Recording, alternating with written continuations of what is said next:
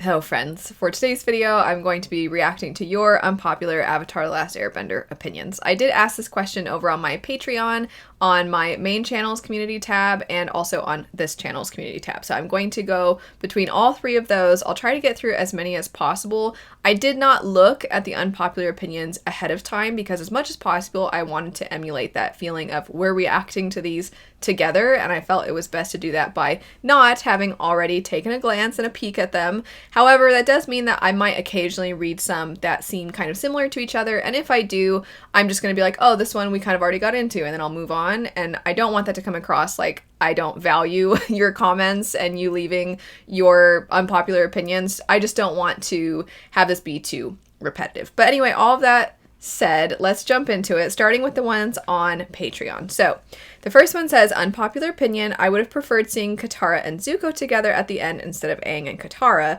And then there's a response where someone says, is that unpopular though? LOL, hard agree. So I only ever knew about the Zuko-Katara pairing because I've heard the term, is Zutara, right? I think that's the ship name. And I've heard that in marketing for books before. So I knew that was a ship, but for the longest time, I was like, okay, I know that Zuko is going to be paired up with the rest of them, but I don't know that him and Katara will ever get to a point where they'll be that close, so I just assumed that people liked the idea of it, especially nowadays with there being so much dark romance out there, or there being stories where characters are with the bad boys, and the way people ship like Alina and the Darkling in Shadow and Bone. I thought it was just one of those things where people like that sort of dark exploration of romance, and especially the one scene where she's all, I think, tied up and he's like circling her. He's like, you don't understand, I have to get my honor back, or whatever he says, and he takes her necklace. Did some people watch that as a child and think like, ooh, I wish I was tied up to that tree? I mean, what were people's thoughts about that? But anyway, as I progressed through the show, and because many of you know, this is my first time watching it, I had never seen it before, and I didn't really know anything about it. So when we finally do see them paired up with each other in a few different episodes, but also just their way in which they discuss things and talk to each other, I'm like, okay, I get it a little bit more now. I don't think that I wanted any of the characters really, except for maybe the exception of Sokka. You see him have these like girlfriends in the show. But aside from that, I don't think I would have liked to have seen Katara and Zuko, but I also am not saying I would have preferred her and Aang necessarily. I think I just feel like they're all so young. Can we just have it where nobody's really together officially? Because obviously it ends with Aang and Katara smooching, and I'm just like, I mean, I don't know that I wanted that or needed that, but I'm not saying that I would have been fine with Katara and Zuko smooching. I think I just would have preferred nobody smooching. Anyway, I don't know if that's unpopular only because I have heard the term Zutara, which is, it's totally fine if you, because you even said, the response said that they didn't know if that was the most unpopular thing. So it would seem maybe you failed. You didn't leave an unpopular enough opinion. I'm kidding. But I don't know if you're alone in that, is what I'm getting at. Next up. Not sure if it is unpopular, but I always wish they'd shown more burn victims during season 2. It would have been an excellent piece of world building to show that Zuko wasn't as alone as he thought. I agree with your first way in which you kind of qualified this by saying not sure if it's unpopular. I don't know, maybe that people would disagree, but I certainly would think that this probably isn't brought up very much, perhaps, but that is a really great statement. And this show is quite exceptional at their world building, I think, and sometimes they're really subtle with it and very concise, but it's very well done.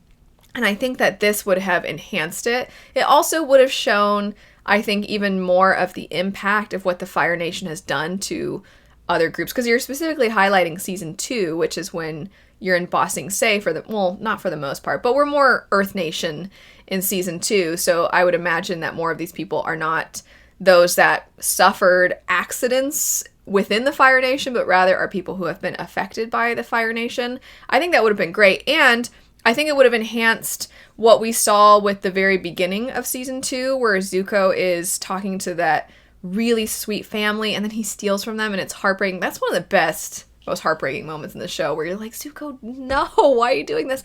But he hears from those people what the Fire Nation has taken from them. Then you see in the Zuko Alone episode that there's badness all around. There's gray morality or just corrupt, awful people everywhere, including in the Earth Nation. But you see that these people are subjected to these brutal brutes, I'll say, in the Earth Nation as a result, though, of the war and the catastrophe that the Fire Nation has caused. So you see Zuko recognizing this is what the Fire Nation does to people. This is how it ruins people's lives. It does not bring about some kind of innovation and some great grand city. It doesn't do that. It doesn't create this vision. It's not this vision come to life. It is destruction. That's what it is. That's all it is.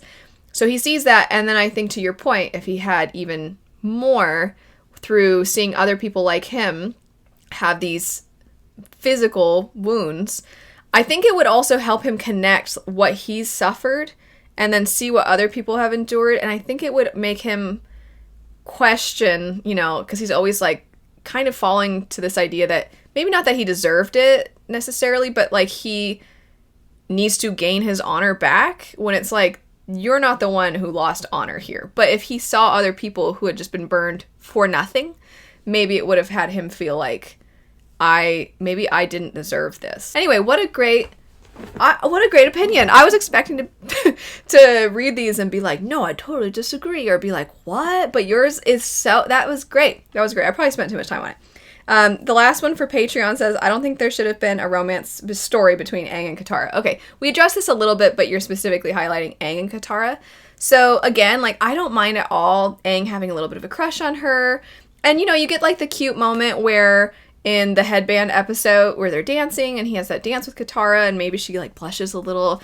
I feel like we could have just left it at that. I don't mind the idea that maybe someday they ended up together.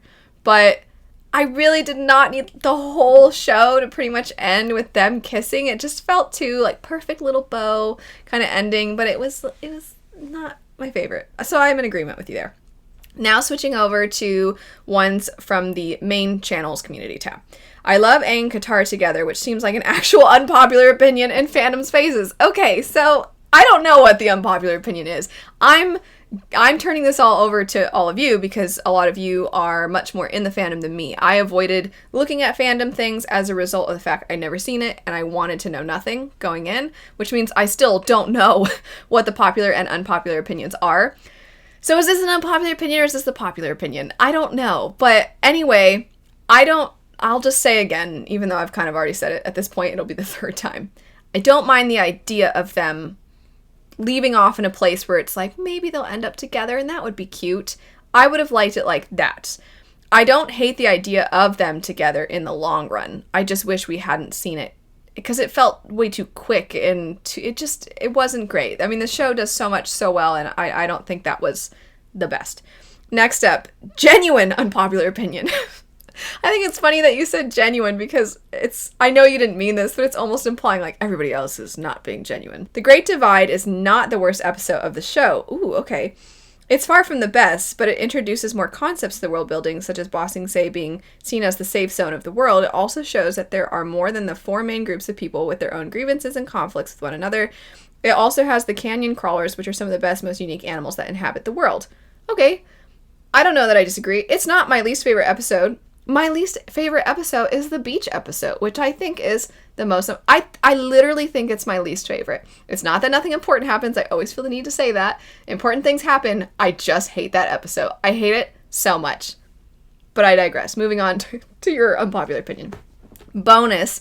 Aang lying about knowing Jin Wei and Wei Jin is actually well within character for him and is the ideal solution to the main conflict. 1. If Aang had not... Wow, you have a lot to say about this. I love it.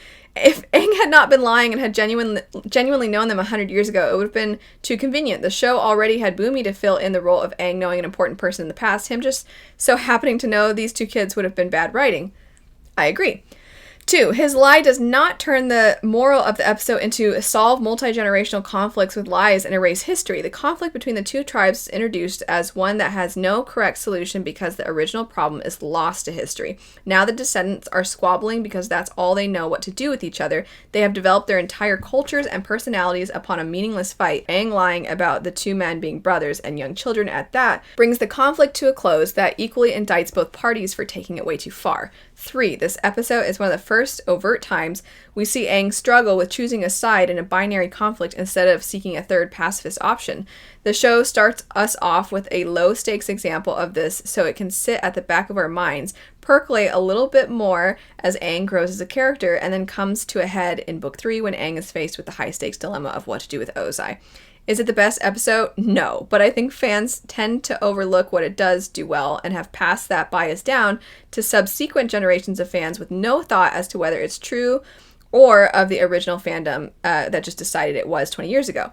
If there's any episode that I think does not bring anything at all to the table and thus kind of bores me, it's The Painted Lady.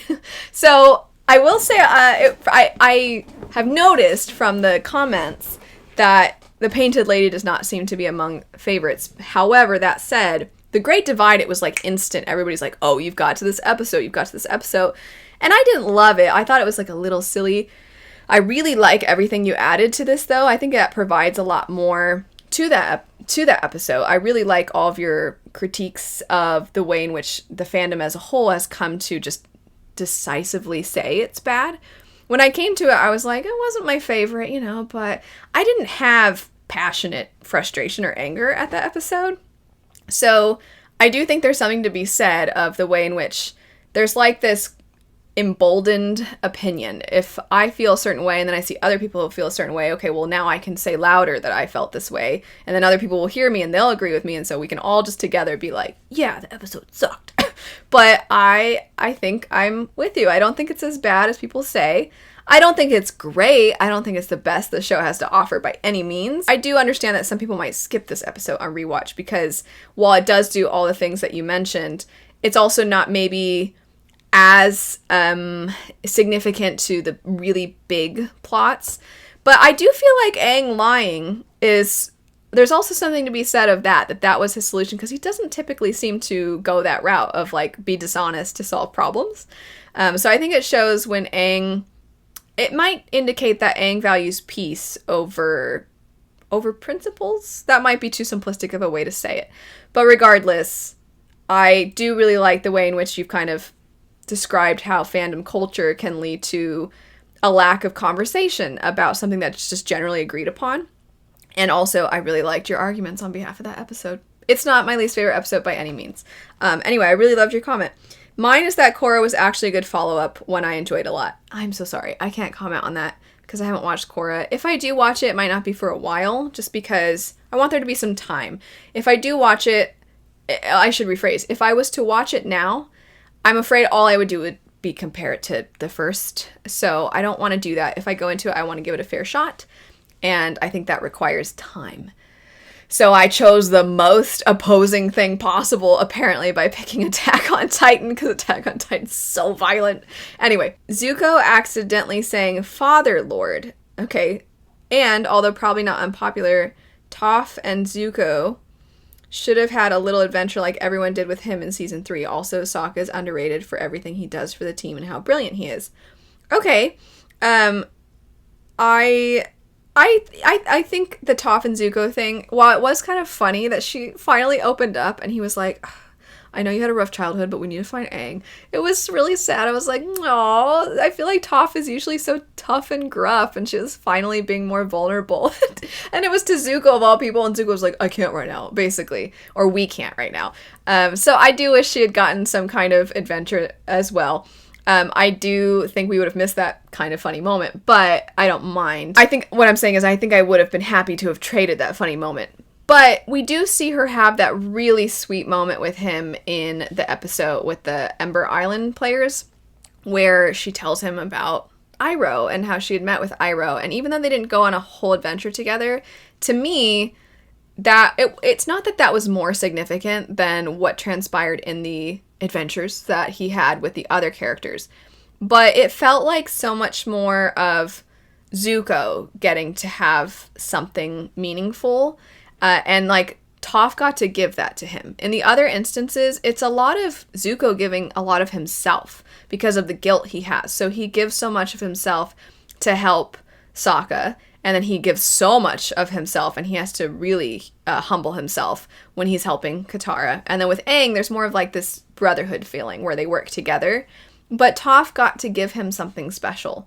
And she was also, I thought this was really fitting because she was also the one that was the first to consider having him be a part of their team. So I think that that felt kind of full circle. But it would have been nice if she had also gotten something from him a little bit. Anyway, I think I would have enjoyed more time with the two of them. But I think what we did get was also really meaningful and special. Sokka is underrated.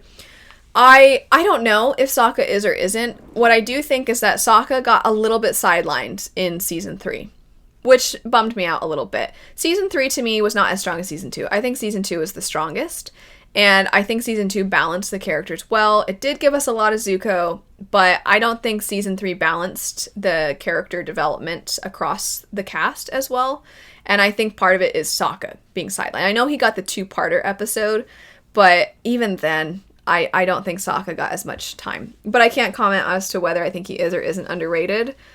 I guess a lot of people really love Katara, Zuko, and Aang.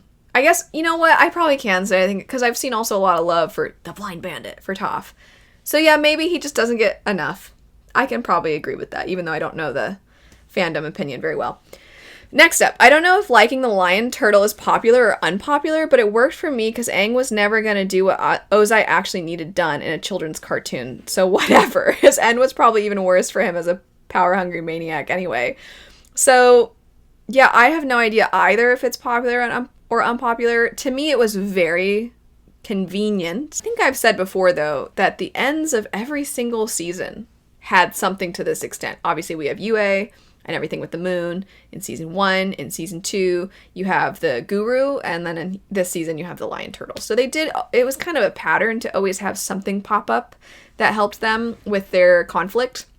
But I think that if I'm going to be critical of lion turtle, I have to be critical of the end of every season, which in the batch reviews, I did say that I think that the journey is really where the strengths lie in this show, so I'm more forgiving of the plot convenience. However, I can also be critical of it and say that I think it could have been better. But again, to your point, it is kind of like, well, whatever, because that was sort of the pattern they established. Season 2 was that way, Season 1 was that way. So I don't dislike Lion Turtle more than UA. I think, for me though, I think Lion Turtle is the most plot convenient. UA, because she's like a character, she's perhaps the weakest character. And then I think the guru, they did give us a little bit more with him. So I think he might be the best of the three.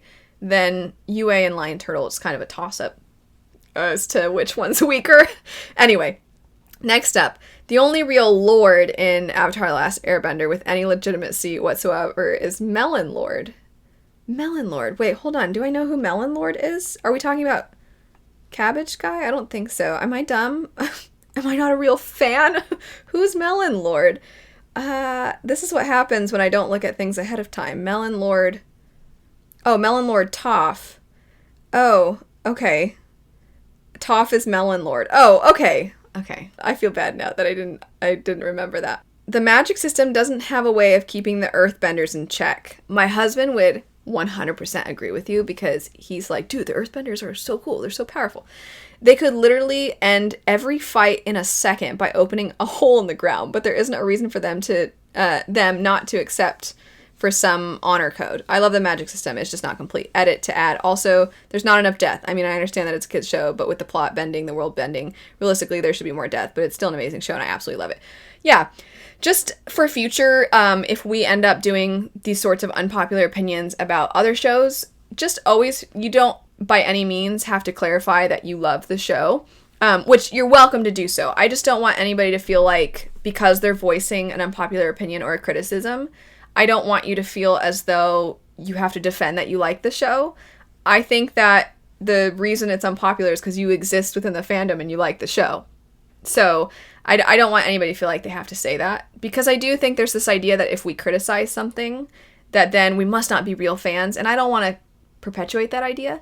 I do appreciate, though, that you said that. I mean, it's sweet that you're like, I love it, though. But I know I can feel in myself, because I do that, too, where I'm like, I swear, and you've seen me do it in talking about the show. I just did it with the beach episode a little bit ago, and I do it every time I bring it up, where I'm like, I'm not saying that important things didn't happen, huh? And I feel the need to be like, ah. And I do think qualifications and like, qualifying your opinion with, in my opinion, for me, it struck me as, I think those are good statements to have as a part of our vocabulary. And while I think that is important, and I think it's good to be as clear as possible, especially on the internet, I just want you all to know, you don't have to say that. If I know that. So don't worry. I'm not going to be like, I don't know if you're a real fan because of your unpopular opinion that I asked for. Anyway, I agree with your opinion. That's what's funny is, like, I do think, while I maybe wouldn't say this about earthbending, although I agree with you, I know with bloodbending, I'm like, dude, Katara could have just immediately wiped out Azula, and that would have been that. The whole fight with Zuko and Azula could have ended immediately. I understand there's the, like, I don't want to go down that path of using it, but also we could have ended it pretty immediately, you know? And also, she could have taken out Fire Lord Ozai with bloodbending, right? We don't even need the Avatar once we've discovered that we can do that. And I don't think it's the worst. Like, we just need to control him long enough for somebody to put him in, like, handcuffs, basically, right? So it's fine. But I also think with the size of the ocean, well, I should rephrase. I was going to say waterbenders probably also could do a lot of damage, but they do have a statement in an episode about, like, you can't try to move the ocean. It's too much. So they did qualify that. So maybe that's the same principle applied to earthbenders. Maybe you can't try to do too much. But I don't know. The earthbenders do some pretty intense stuff, so I don't know if that's there. It's not... The lines, the rules and limitations are a little blurry, I think is a fair statement. Next up, the ending of Avatar with the lion turtle was not good. Okay, I don't totally disagree, so I'm already in agreement here. The problem is that it's a Deus Ex Machina. Yep. In that it was barely set up. Fans will defend the spirit library, but that image of the lion turtle could have been anything. It's made worse when spirit bending isn't even explored much outside the removal of bending. I agree. Plus, it's a cheap cop-out of Aang's dilemma. I agree. I agree with all of this. A better solution would have been to either set this up much earlier or have it where Ozai, in his attempt to take out Aang, attacks and Aang kills Ozai as a form of self-defense. I get it's a Nickelodeon show, but they could have done it in a way like Jet, where it's clear Ozai died. Is it clear that Jet died? Anyway, also, this may be a bigger nuclear take, but much as I love the concept of Zuko being Fire Lord, I don't think it's all that well earned. I don't disagree with that either, actually. Yes, we do see bits of leadership from him in season 1, but if I could have made a change to book 3, it's showing Zuko in a position of leadership and the qualities of what makes a good leader. I think that could have been really good, showcasing why, outside Azula going insane, why Zuko was meant to be Fire Lord instead of his sister. I also think we could have had some kind of joined, like him and Iroh, maybe? I don't know. I haven't given a lot of thought, so I don't know if I stand by that, because there's a lot of Iroh not wanting to take it, because then he's just furthering. I know there's discussions within the show, but I think it would have been kind of cool if you had Aang and Zuko working together, and then Toph is like this ambassador or something, or Katara, or actually Sokka would have made a really good ambassador, I think. And then Toph can kind of be a representative of the Earth Nation or something, and Katara could have been a representative of the Water Nation or something, or Water Tribe. I think that could have been cool if it's sort of like a combined...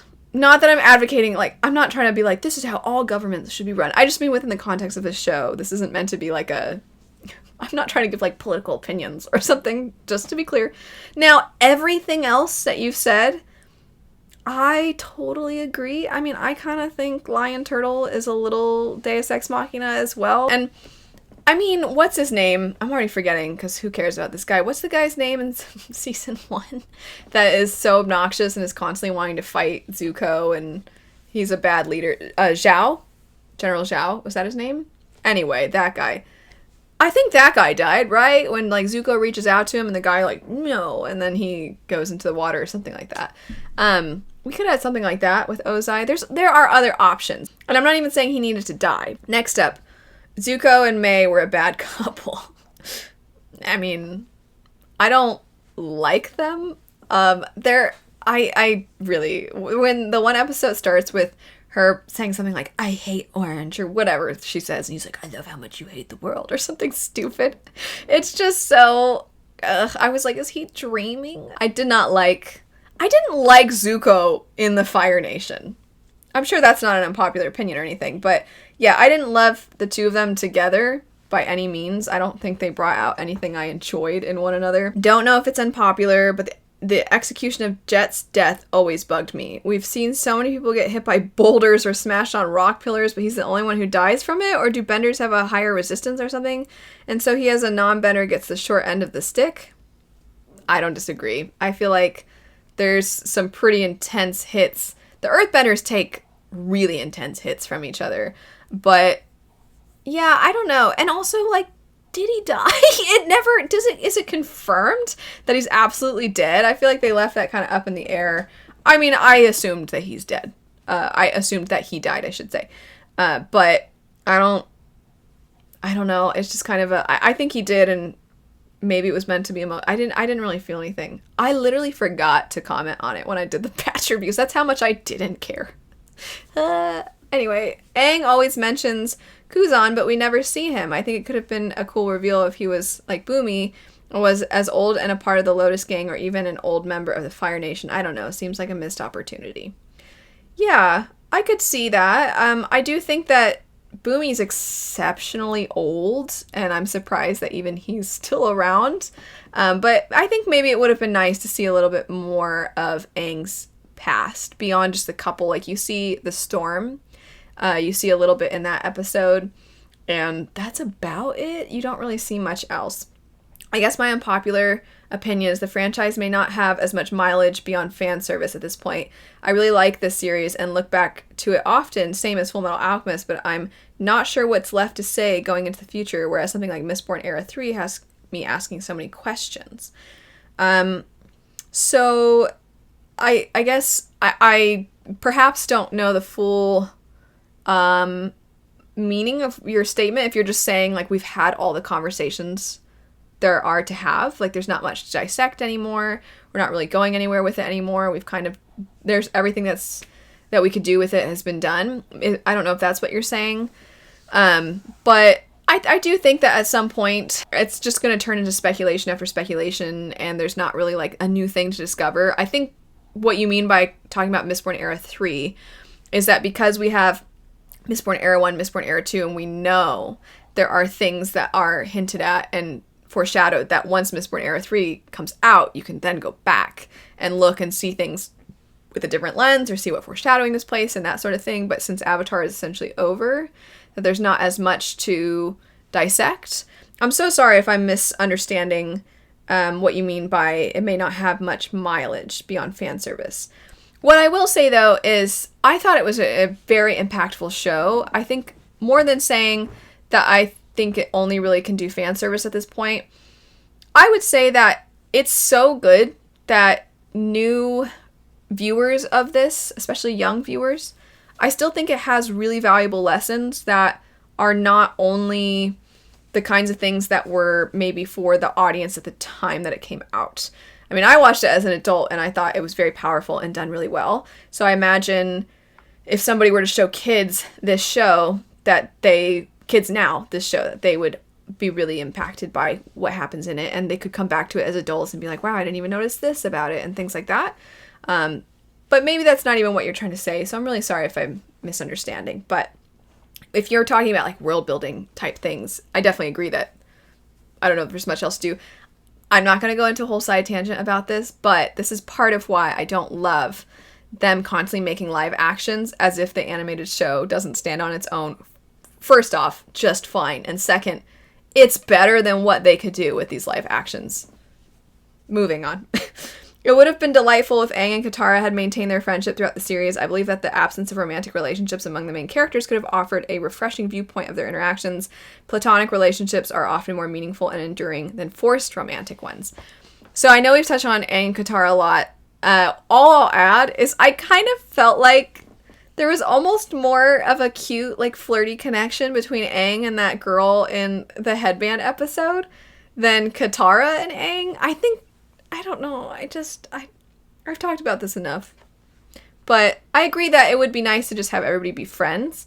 And again, but it's also okay if there's, like, hints of crushes, because that's completely natural and something I feel like that kids experience, you know, and it doesn't even have, it could be a crush that, like, at some point you realize they're just my friend, and then that's that, and, like, you had a crush on them at one point, but then it blossomed into an amazing friendship that the crush came second to, you know, like, there's things that we experience as kids and even as adults that I think could have been reflected well.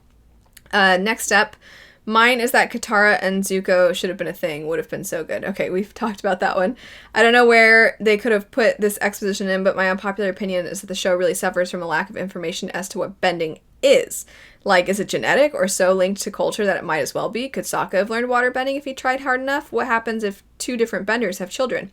Never seen Korra, so apologies if any of that is explained somewhere. Yeah, I mean, I almost feel like at the very beginning, don't they even go out of their way to be like, it's not magic, it's bending? Or you're like, but it's magic. I don't know that I totally disagree, and I also haven't seen Korra, so I don't know if it gets explained more. I will say, I don't know that I need it to be explained, because I don't mind when magic still feels like magic, but then you put rules and limitations on it, but maybe, like, the origin of it can't really be explained, or people don't know all the answers. I'm okay with that. So I don't disagree entirely, but I maybe don't agree entirely. But I also completely get where you're coming from, that it would have been nice to have some of those details a little bit more. Azula is a greater villain than Ozai. Yeah. I kind of think Ozai is a really weak villain. If I were to rank the villains, I feel like Azula is much more of a villain. What's his name? Oh, shoot. Long Fei? Lang Fa? What's his name? Sorry. The person that's controlling and bossing Say. I feel like they're a good villain. The circus master is the ultimate villain. What the heck? They're all... Zuko even arguably is a better villain than Ozai. Ozai is a pretty weak villain. But that's okay. You know. I feel like what the Fire Nation represents, he's just sort of a physical embodiment of that. May and Zuko are a terrible couple, and they never had chemistry. They both need a more optimistic person to pick them up, and I could see them spiraling into negativity so quick if they stay together. You know what? Okay, this is maybe a stupid comparison, but to me, I feel like May and Zuko are like, for any of you that have watched Parks and Rec, it'd be like if Auron and April were actually a couple. But anyway, moving on. And May is in love with Zuko. That doesn't really exist anymore. Literally the one plot point I really don't like. They should have both stayed single till they can sort their issues out. Sure. I don't have a lot of thoughts. I don't love them together either. Season 3, although it had a bunch of great moments, its pacing is very slow and passive. And they were planning to wait after the comet if it weren't for Zuko. I couldn't care less about Zutara versus Katang. That's the ship name? Katang? That sounds like some kind of fruit beverage. I don't think season 3 is the strongest. I do think it has some pacing issues. I really just don't think they did enough with Zuko and Azula actually being in the Fire Nation together. I've said so many times I wanted to see more interactions between him and Ozai, or Azula and Ozai, or Azula and Zuko. I would have liked to have seen so much more of that. So I also would have maybe not minded some, like, reconnaissance and them trying to infiltrate a little bit more into the Fire Nation to gain information to bring back. I think that would have been helpful, but it didn't happen that way, and that's okay. Zuko versus Azula ended the best possible way. Is that an unpopular opinion? Zuko's story arc wasn't about beating her, it's entirely about redemption. Okay. He begins the series believing that he needs to redeem himself, i.e. regain his honor for publicly questioning his father. The rest of the show is about him discovering that he was in the right, though not without requiring his true redemption arc with the gang. He unquestioningly achieves it by willingly throwing away his opportunity to beat Azula to instead protect Katara, because he now knows that protecting another in need is what's right, and then Katara solidifies that redemption by picking up where Zuko left off and defeating Azula. Would it have been nice to see Zuko finally defeat Azula? Yes, but what we got is far more in line with the themes he brought to the story. So I don't know if that's unpopular or not. I couldn't care less that it was Katara that defeated her. That's fine. I also couldn't care less that he defended Katara. That's also fine. I didn't love that, you know, she like ran out and was like, wah, just stood right in the way, just right in the way. You know, I don't love that, because it was kind of forced. I think it almost would have been better if instead of him being like, one-on-one fight, I got this, Katara, and then Katara shows up anyway, I could kind of see them working together, and then she is about to be defeated, and then he sticks up for her. I just didn't love the way that fight was navigated, but I don't mind the resolution of the fight. Is that a thing in the fandom that people really are like, he should have beat her? Because I don't care if he had beat her or not. I don't feel like that would have been...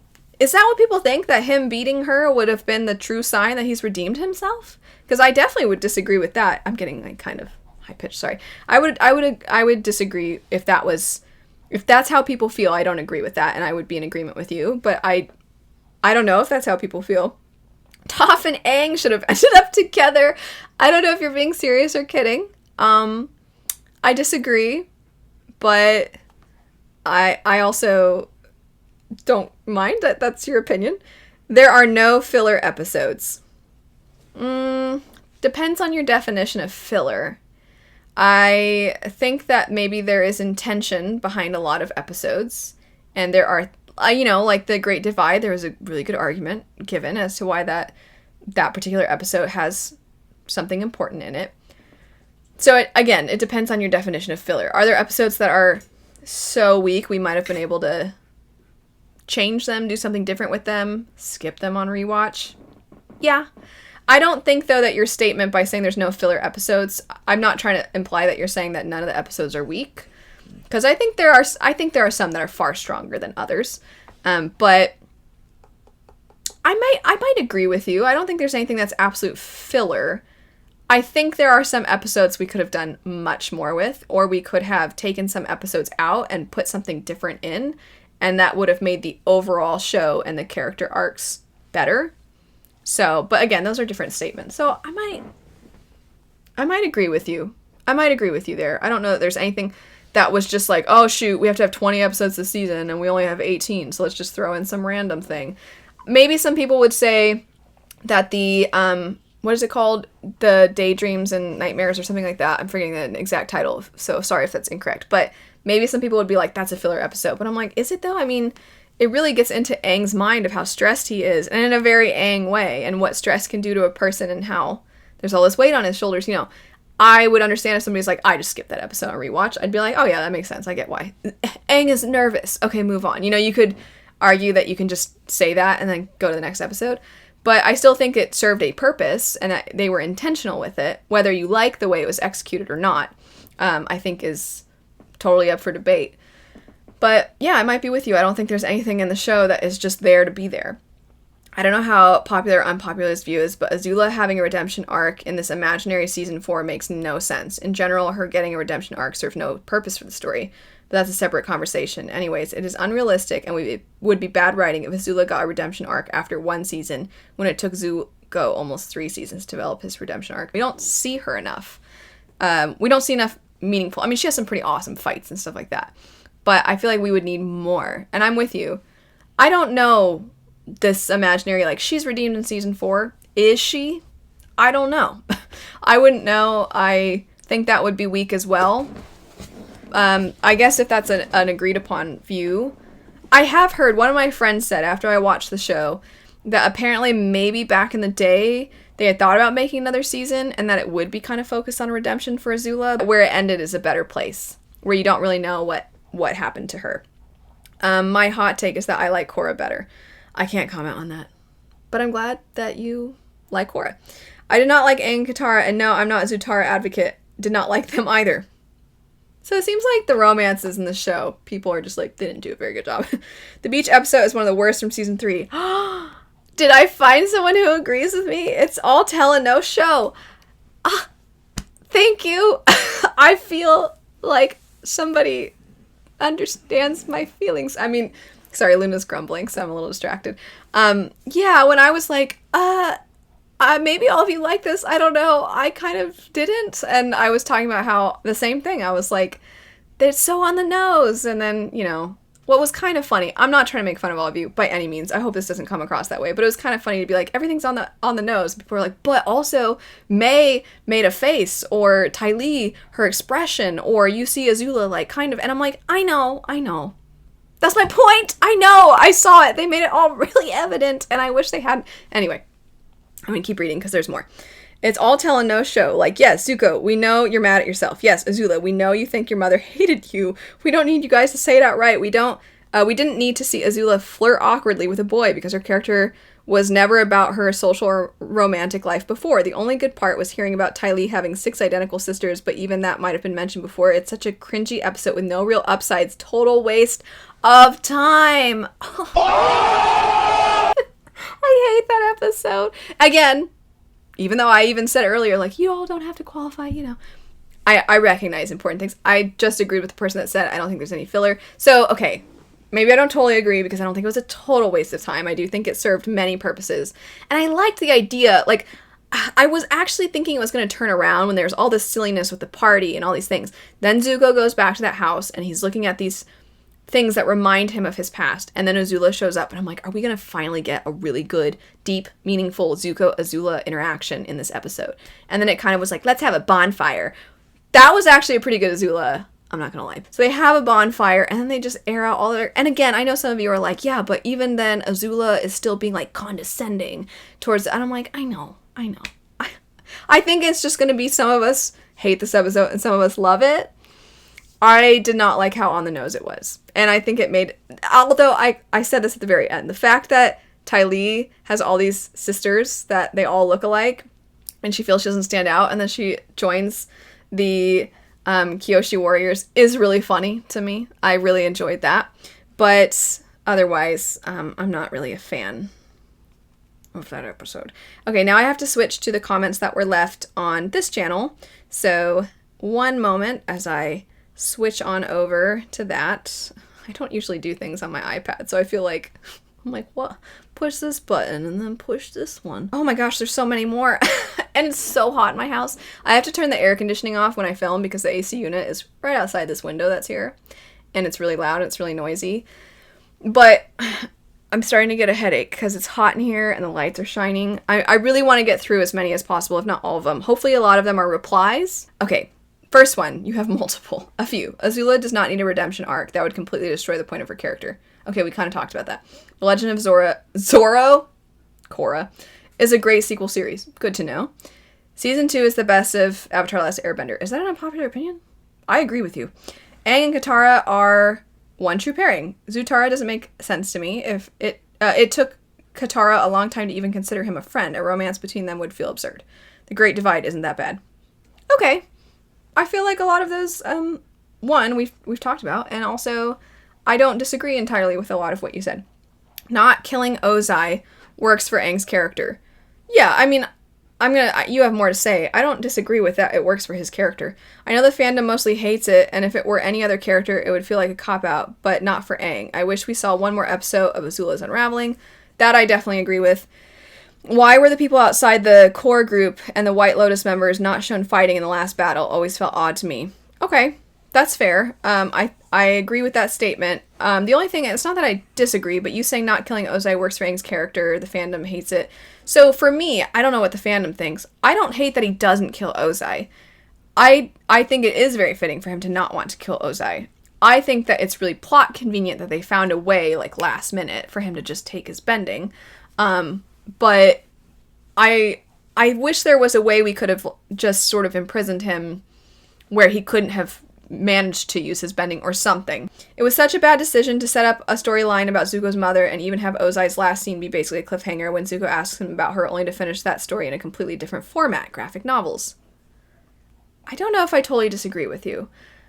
I'm going to keep reading. It's a really important storyline that should have been finished in the TV show. That's the media that people were watching and loved. A smaller number of people will go out of their way to read the graphic novels, and even then, of course, it's not the same experience. The show is the show. Anything else would be extra content for those interested in it. That content shouldn't be really important canon that people who watch the show can't go without.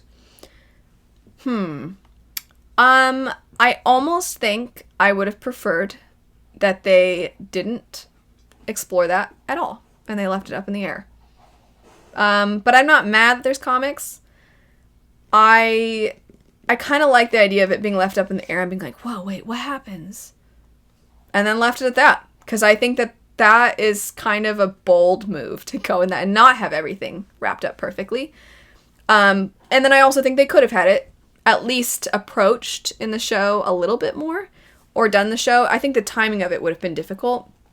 But again, the timing of season 3 of how things transpire, I think we could have navigated that a little differently. It was such a... Oh, that's the same comment. Sorry. Azula is the 3rd best character in the show and a fantastic villain. Her character is almost executed perfectly. Her fight with Zuko is also one of the greatest short fights in all media. I thought their fight was fine. My friend is like, I love their fight. That's one of the most memorable things about season 3 for me. And I'm like, I thought it was fine. I don't know. I didn't really care about their fight.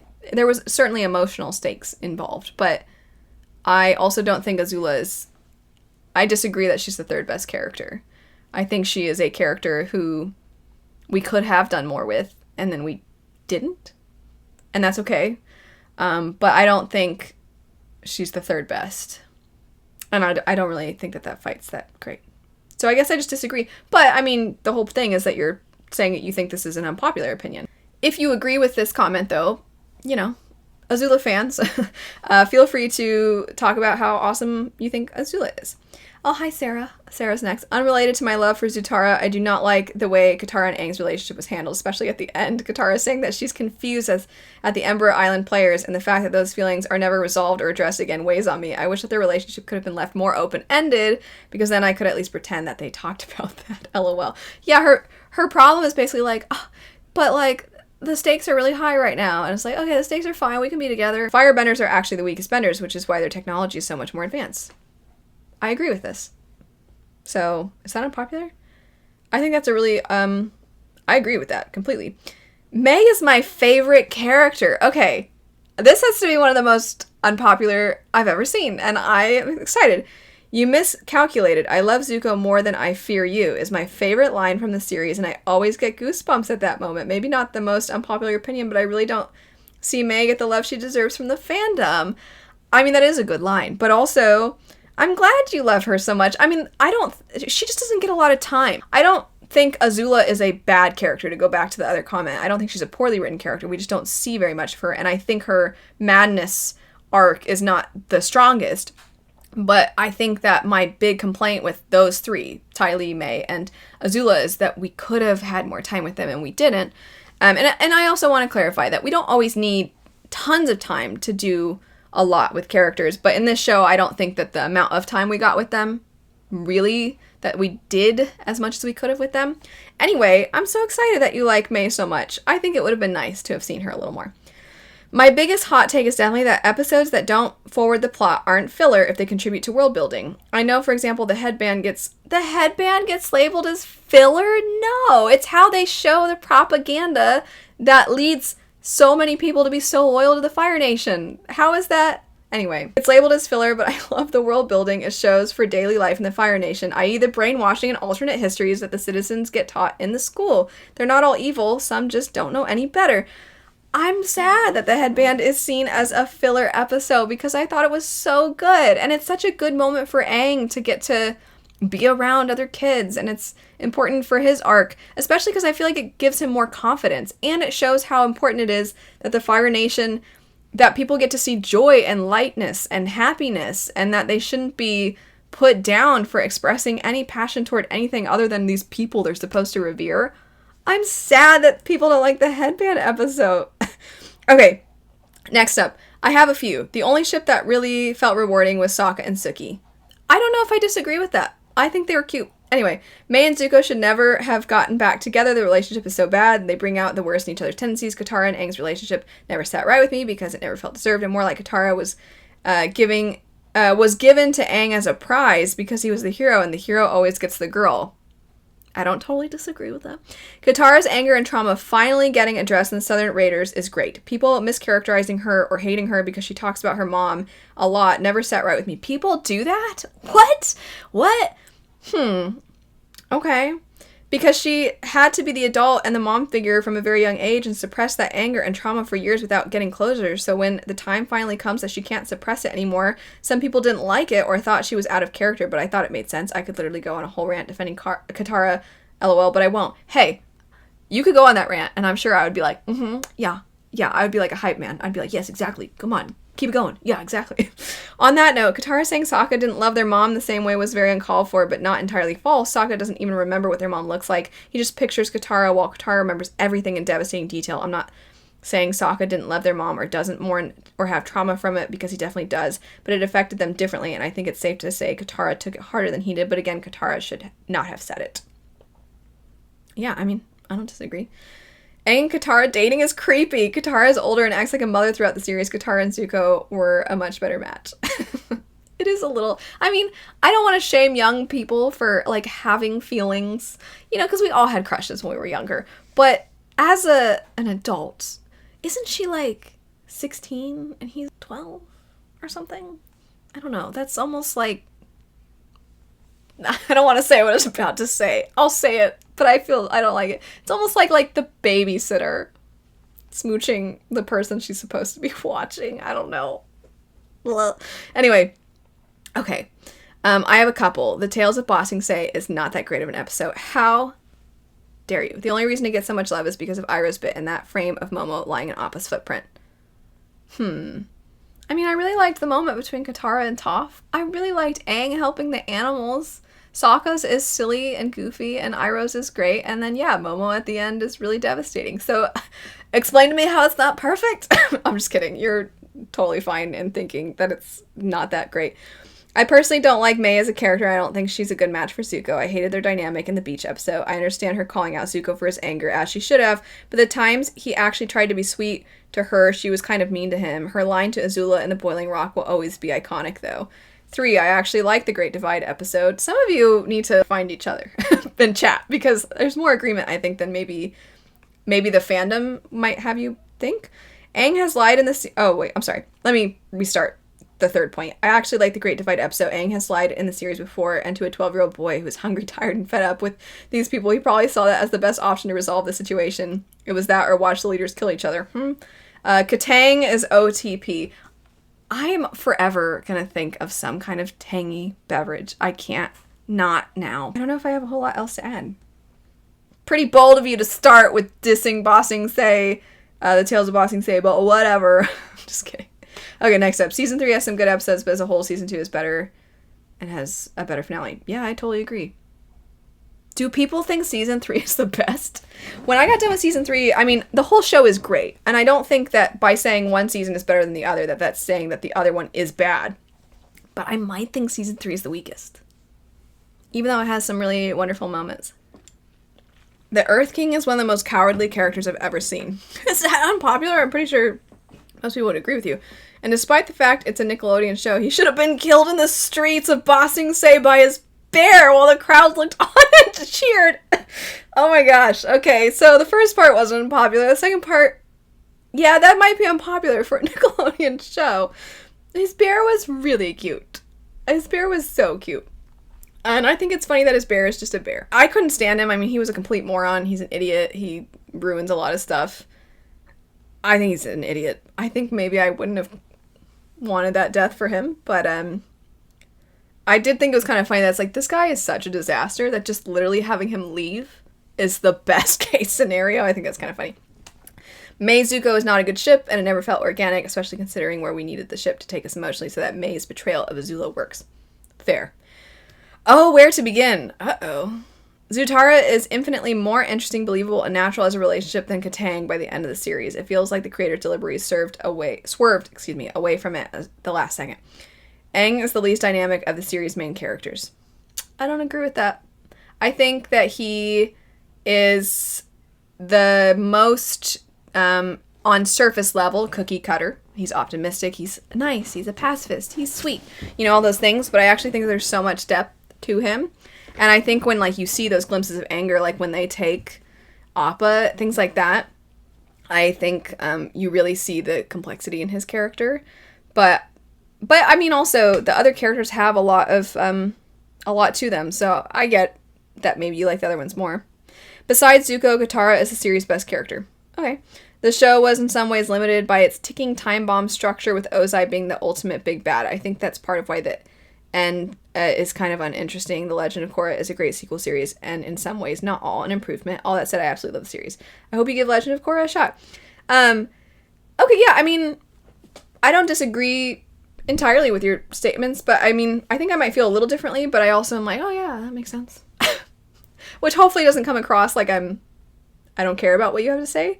But yeah, I think I can see why people would ship Katara and Zuko. I can understand why you might like Katara and Zuko more than Aang. I actually kind of agree with the ending being like a little less exciting because of the everything with Ozai. And I haven't watched Legend of Korra, so I can't comment on that. My hot take, and it is a hot take because everyone fights me hard on it, is that I actually don't like Aang at all. He's so preachy. Okay, I can see the preachiness in the Southern Raiders episode. I feel it's in character, but I get it. I don't know if I think he's preachy, though. Because sometimes Katara is, like, preachy to him. And sometimes they, like, argue and stuff. But let me keep reading. I mean, sure, he's a kid, but we could have had some character growth by season 3. I think there's growth. Especially with how he dismisses Katara and forces himself upon her, too. That's, I understand what you're saying. It's pretty extreme wording. But I get that, what you mean about how he, like, kisses her when she didn't want to be kissed. Or, like, we don't know if she wanted to be kissed. I think that's fair. I do think that wording is extreme, though. But anyway, and how he acts all holy towards other people's worldviews and morals. I don't think he's a good avatar or hero. Okay. Well, what could he have done to have been a better avatar and a better hero? I guess I'm curious. I guess I'm curious. You're free to say in the comments. Also, I'm really happy to, I know this is a weird statement, but I'm happy that you feel comfortable enough to share that opinion, because I know in certain corners of the internet, because this does seem to be a pretty unpopular opinion, I know in certain corners of the internet you can't express any, anything like this without people just hating. So I guess in a way I'm saying thank you for trusting that I'm not going to hate you for saying this. I might not agree with what you're saying, but I'm so happy that you feel comfortable, and that hopefully the other people in this community, that they seem also extremely kind and welcoming to hearing different opinions. So anyway, let me keep going with what you were saying, though. I don't think he's a good avatar or hero, and it only gets worse in Legend of Korra because he clearly... Oh, I don't know if I want to see this. I'm so sorry. I don't know if I want to read this because I don't want to know anything about Korra. If I go into that, I want to not see. So I'm so sorry. I'm so sorry that I didn't continue. But I might just disagree. I do think he can be kind of preachy. Like I said, the Southern Raiders episode where he's like, no, Katara, don't. And you're just like, this is why she needs to go with Zuko and do this. But I do think that sometimes, I think she can be accused of being that way to all of them, because she oftentimes is telling them off because she's, again, as we have discussed, she's kind of like the mom of the group. But I do think he experiences a lot of growth. I mean, we see him in the very beginning kind of getting caught up in this attention that he gets from people, and then he has to learn to put those things aside, and he's very self-sacrificing to a detriment. Like, he has to learn how to trust other people to help him along the way. And in part, I feel like him trying to do everything himself and him prioritizing the people he cares about as opposed to the entire world is kind of why you see him fail in season 2, which is devastating. And then in season 3, he's learning, like, okay, I have to help people. And he doesn't at first. Like, at the first episode, he's like, I have to go. I failed. I have to do it. I can't let other people get hurt. He abandons everybody so he can try to take it all on himself. And then he has to learn to allow other people to be there alongside him, which in the end, that's exactly what happens, because Katara and Zuko deal with Azula, And then you see Iroh and the Old Man Club, as I call it. They're dealing with taking back Ba Sing Se. You have Sokka and Suki and Toph taking care of the ships. And then it's just Aang and Ozai. You see all these, different ways in which everybody is contributing to the fighting and the victory, in my opinion, anyway. So that's why I don't agree. I do think there is development, both internally and then how it manifests outwardly. But I also totally understand that some characters are just not. Like, some characters are not going to click with you. I tried watching Hunter x Hunter, and just I'm like, I'm going to find my dad. Like, that's all I can think when I think of Gon. I'm going to find my dad. That's it. That's his characters. He's going to find his dad. And I just don't like him. His friend is way more interesting. The other characters I like more. But I don't really care about him at all. So I understand that there are times where just characters don't sit with you. And I'm actually surprised that you're a fan of the show and you don't like Aang, because I think it can be really difficult when you don't like kind of the main character of the show to keep going. Anyway, my unpopular opinion is that Aang and Katara shouldn't have been made a couple. Okay, I'm sensing that this is not that unpopular. That's not me shipping Katara with Zuko, since I have no option on them together. The only good ship in the series is Sokka and Suki. Yeah, okay, this is worded almost exactly like the last, a few ago. The age gap between Aang and Katara may not be that big, but it's very visible, which makes it painful to watch. I always thought shipping Sokka and Toph is gross, and then I realized the age gap is the same for Katang. Relationship between May and Zuko is only told, not showed, which makes it really dry. I liked the prison episode, though, because it's because of May's reaction, not the ship as a whole. I'm not usually an advocate for an enemies to lovers, so I get why some people may not like the ship, but thanks to the slow development, I like Zutara, and I think they would have been way better than what we ended up with. Okay, wait, hold on. What if, I'm not saying this would be good writing. I could see this being like some kind of fan fiction. This probably exists. Zuko is with May, and then that doesn't work out, and it's implied, obviously, Aang and Katara are together by the end of the season, but what if as they grow into adults, Katara ends up leaving Aang for Zuko, and then you have this cycle of violence repeat itself all over a girl? I mean, that would be the most cliche bad story ever, I'm aware, but doesn't that sound like fan fiction of this show? I feel like it does. I have been taught, okay, it has been over an hour. Oh my gosh. Last one. Iroh's a war criminal and shouldn't be admired. There's a lot of replies to this, so I'm going to see what the replies were. I agree that he shouldn't be forgiven or seen as a perfect human. However, I believe that his and Zuko's journey of self-discovery and doing the right thing deserves admiration.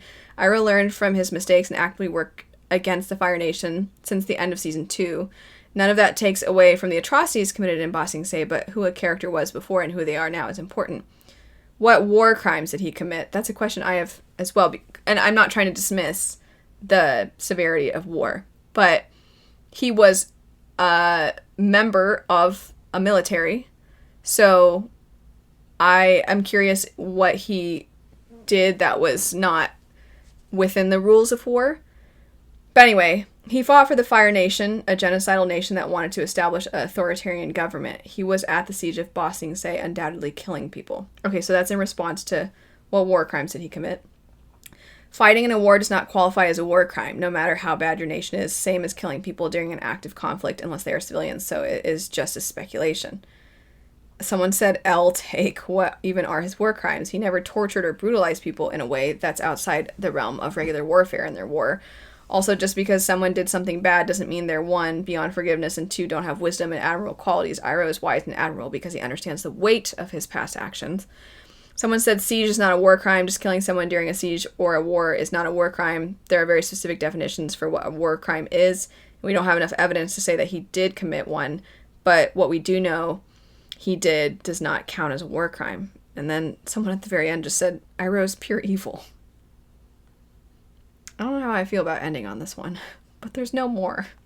So, I think that the first response is well put. Actions that led to a lot of things. Sorry. Okay, so I do think there were already interesting points made in that conversation. What I will say, somewhat to not agree, but kind of like say, Iroh's not perfect. Even in the show, he doesn't push back on Zuko for a while, which is kind of interesting. I mean, we have a flashback to right after Zuko was harmed and then decided he needed to gain his honor back by finding the Avatar. And you see Iroh being like, maybe don't do that. And then he's like, no, I have to. And you're just like, But I think one of Iroh's most disappointing moments is when Zuko goes to steal from that family. And he's like, what are you doing? And he's like, are you coming or not? And then he does. And I'm like, dang. I mean, we talk about how that's not a great look for Zuko, but honestly, it's even worse, I think, for Iroh. So I think that Iroh is perhaps more complex. He is not perfect, and while he is the funny character in a lot of ways, and he's kind of like the old sweet character who has a dark past, I think he is more complex, in part because of his past, in part because of the way in which he sometimes, what is the term? Not like emboldens Zuko, but gosh darn it, I'm sorry. It's on the tip of my tongue, and I'm sure some of you know what I'm trying to say. But it's gonna drive me crazy that I can't think of this word. It doesn't matter. Anyway, he does aid Zuko. I think the reason that there's a lot of complexity here is because he knows that his actions in the past, or him being a part of the Fire Nation and their military, which it would seem most people are in the Fire Nation, and that's why the headband episode is so important, but I digress. He knows that his life before led to the taking of his son's life, and he wants to do anything he can to keep Zuko from falling down that same path, even if it means wronging other innocent people, because in his mind it's like, well, I don't want to lose Zuko, and losing Zuko is worse than these people having some stuff stolen from them. I mean, I think that would be my guess as to his rationale. But he does have he has a blind spot. He knows Zuko is doing things he shouldn't. And to him, I feel like he's just trying so hard to right the wrong of what happened with his son. And it does lead him to make some bad decisions sometimes when it comes to Zuko. This probably could have been its own video, this comment. That comment was way at the bottom. I have a feeling some of you downvoted it. You can't see downvotes, but if I had to guess, I would imagine that's why it was at the bottom. But it does mean we are ending on this note. I guess I have a question. And I really don't mean to gatekeep what qualifies as a fan or not. I'm genuinely asking. If you feel Iroh is that bad of a character, and you think he's a horrible person who's committed war crimes, do you like this show?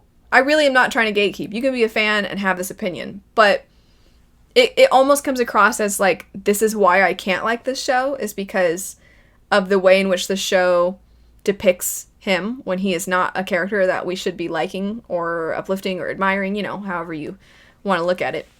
So I am curious, are you a big fan of the show and you just don't like Iroh? Or are you somebody who doesn't like the show because you couldn't get around Iroh as a character?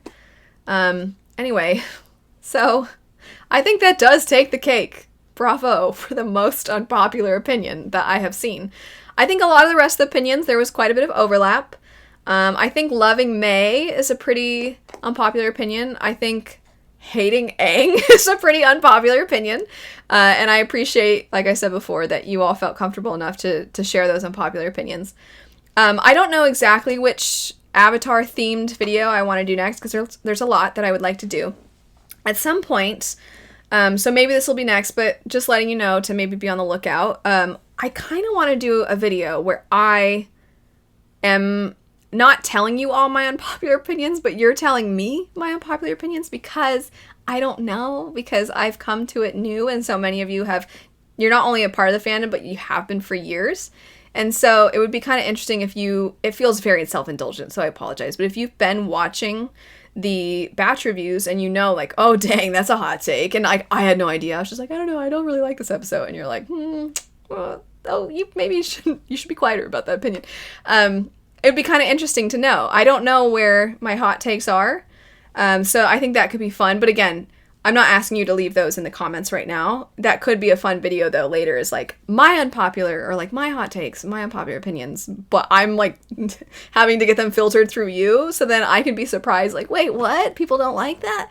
Because I gotta say, the bossing say thing, I'm like, wait, what? Is that how other people feel? Like, I'm shocked now to think that anybody doesn't like that. But you did clarify that you think that's an unpopular opinion, so I don't know. Anyway, this was a lot of fun. it's so hot in my house. So I'm going to turn the air conditioning back on, and I'm going to feed my dog, and I'm going to, you know, get some water or something. This has been a lot of fun. Thank you so much for everybody who submitted your unpopular opinions. I really appreciate it. And as always, I have had such a good time being welcomed by this fandom. You're really one of my absolute favorite fandoms ever to interact with. So thank you so much. I hope you have a great rest of your day. I'll see you later. Bye.